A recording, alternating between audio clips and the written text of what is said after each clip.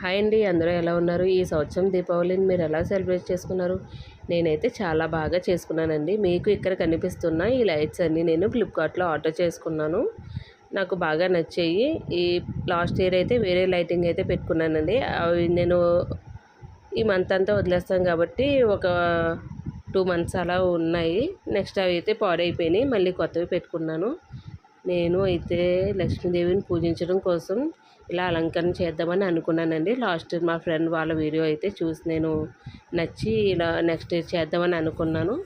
అది గుర్తుపెట్టుకుని ఈ ఇయర్ అయితే చేశాను. కుంకుమని అయితే ఒక ప్లేట్ తీసుకుని మొత్తం అంతా వెండి పళ్ళెంలో మొత్తం కుంకాన్ని జల్లించేసి పెట్టుకున్నానండి.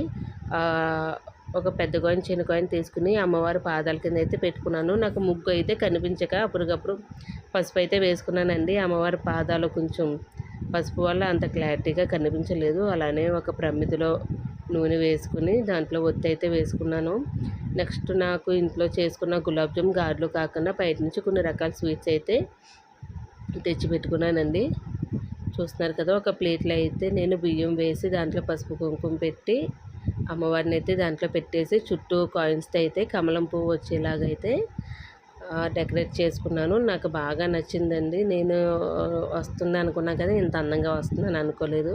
ఈ సంవత్సరం పూజ అయితే నాకు చాలా తృప్తిగా అనిపించింది. ప్రశాంతంగా అయితే పూజ అయితే చేసుకున్నాను. ఆ ప్లేట్లోనే తులసి కోట అలానే కొన్ని కాయిన్స్ కప్పులో అయితే వేసుకుని పెట్టేశాను.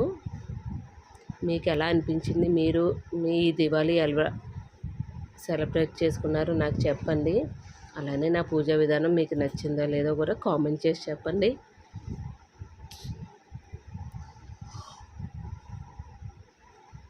లక్ష్మీదేవిని ఎంత అందంగా అలంకరించుకుంటామో మనకి పూజ అంత అందంగా అంత తృప్తిగా అయినట్టు అనిపిస్తుంది.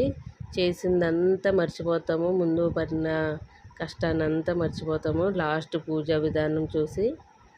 మొత్తానికి ఎక్కడో నాకు ముగ్గు అయితే కనిపించింది. పిండి ముగ్గునైతే తెచ్చి ఇలాగ పాదాల కింద అయితే వేసుకున్నాను. అయితే స్టార్టింగ్ సరిగ్గా వేయలేదు కాబట్టి కొంచెం గజిబిజిగా అనిపించింది. కానీ మొత్తానికైతే తృప్తిగా అయితే ఈ ఇయర్ పూజ అయితే చేసుకున్నాను. మీకు నా పూజా విధానం నచ్చితే కనుక ప్లీజ్ మన ఛానల్ని కొత్తగా చూస్తున్న వాళ్ళు సబ్స్క్రైబ్ చేసి లైక్ చేయండి. అలానే కంటిన్యూ ఫాలో అవుతూ మన వీడియోస్ అన్నిటినీ తీసుకెళ్ళండి. అలానే మన ఛానల్ పెట్టి అయితే 1 ఇయర్ అయిపోయిందండి కంప్లీట్గాని. ఈ 1 ఇయర్లో నాకు మానిటైజేషన్ అయితే అవ్వలేదు. కాకపోతే 1000 సబ్స్క్రైబర్స్ అయితే వచ్చారు. ఆ వాచ్ అవర్స్ అయితే రావాలి. మనకి ఫుల్ వీడియోస్ పెట్టకపోవడం వల్ల వాచ్ అవర్స్ కంప్లీట్ అవ్వట్లేదు. సో నెక్స్ట్ కంటిన్యూ చేద్దాం అనుకుంటున్నాను. సపోర్ట్ చేయండి ప్లీజ్. Thank you.